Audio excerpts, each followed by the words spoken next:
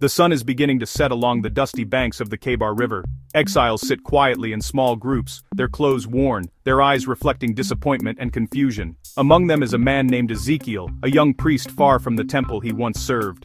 On this ordinary day, in a foreign land, the air suddenly shifts. A distant rumble grows louder, and Ezekiel lifts his head. A storm cloud rushes from the north, swirling with fire and dazzling brightness. Lightning twists inside it like living veins of energy. As it draws closer, 4 strange and magnificent beings emerge. Each one has 4 faces. Each one moves with a purpose he cannot comprehend. Wings beat like the roar of rushing water. Wheels that seem to rotate within wheels glow like gemstones beside them, moving in perfect harmony.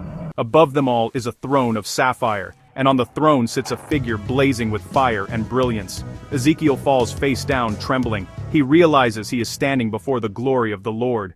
From that moment, everything changes. The voice that speaks to him is firm, yet sorrowful. God tells Ezekiel that the people of Judah have grown stubborn, rebellious, unwilling to listen.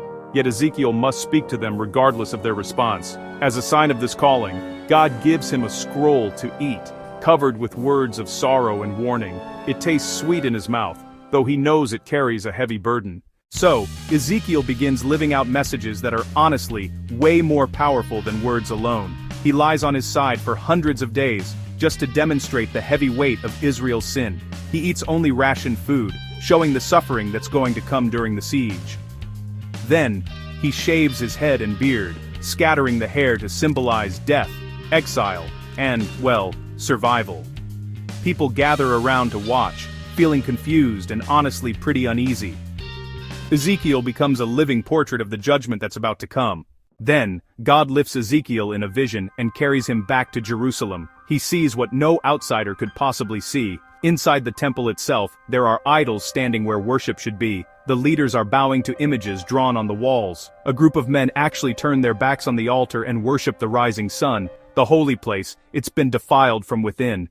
And the most heartbreaking moment comes when Ezekiel sees the glory of God rise from the temple. Slowly, sorrowfully, it departs. The city that once held God's presence now stands alone. Despite Ezekiel's warnings, the people continue to listen to false prophets who promise peace, but the prophets lie, and the enemy approaches. In one of the most painful moments of his life, Ezekiel receives a message from God. His beloved wife, the delight of his eyes, will be taken from him suddenly.